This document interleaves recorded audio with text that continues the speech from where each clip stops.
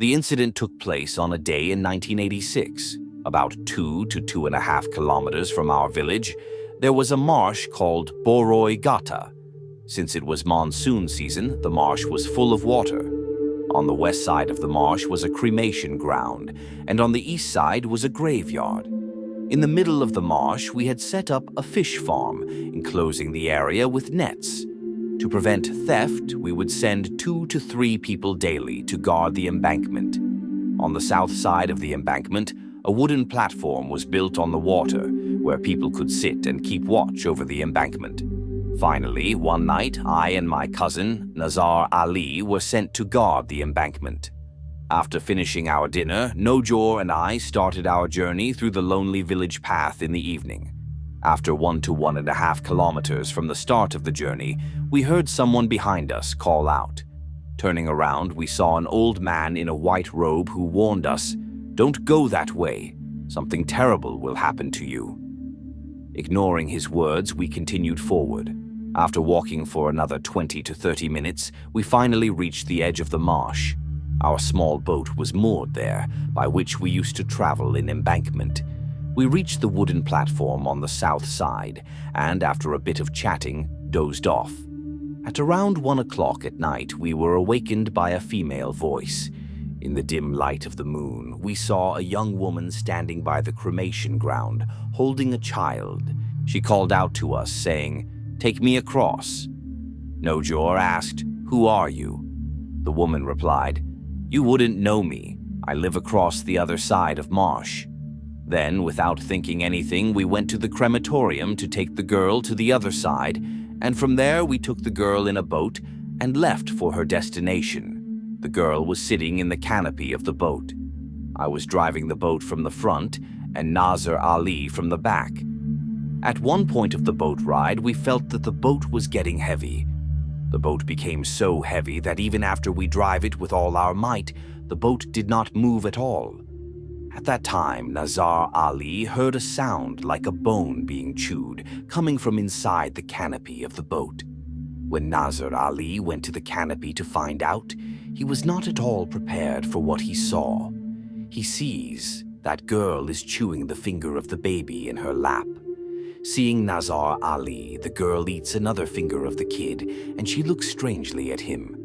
Nazar Ali could not bear this incident anymore and jumped from the boat, and he said to me, "If you want to save your life, jump into the water." Hearing him, I jumped into the water and started swimming. After getting into the water up to my knees, I started running. After going some distance, I looked around and saw that Nazar Ali was not there. Then suddenly I heard a woman's voice shouting, "Save me, save me."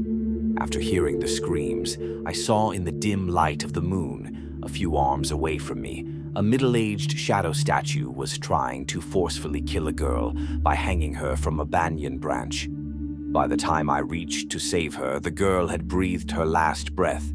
When I looked at the girl's face, I saw that the girl was none other than the girl we were crossing in the boat. Seeing this scene, my whole body trembled with fear. I wanted to scream for help, but I didn't have that strength. I could not make any sound with my mouth.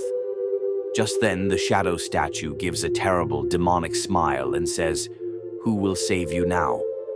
On one side is the girl's hanging body. On the other is the monstrous demonic smile of the shadow statue. I could not understand what to do.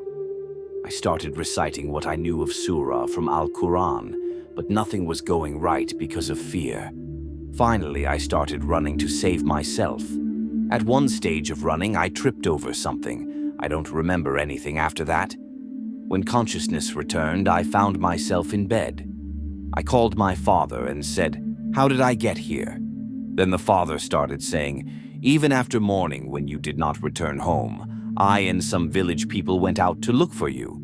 After a lot of searching, Nazar Ali was found near the cremation ground, and you were found near the jail cut, a little away from the cremation ground."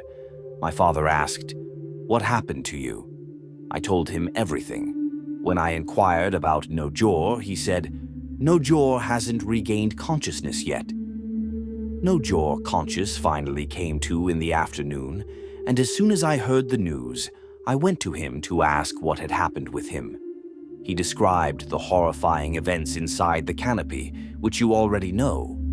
Then I asked him, "Did you get lost somewhere that night?" Then Nasir Ali started saying, "When we both ran to save our lives, after some distance I saw that you were not around. I called you several times and still got no response. Then I suddenly noticed that someone was riding 4 or 5 buffaloes in the paddy fields in knee-deep water some distance from me. Seeing this, my body came back to life. When I go near the buffaloes, I find that the buffaloes are different from ordinary buffaloes. Buffaloes had no eyes. The man who ride those buffaloes, he said, 'You have made a big mistake by coming here. You will get the result.' I started running without thinking anything. As soon as I ran, the buffaloes surrounded me from all sides. The fear was so overwhelming that I lost consciousness. After that, you know the rest. This was the whole story. If you enjoyed it, please subscribe to the channel and leave a like. Thank you.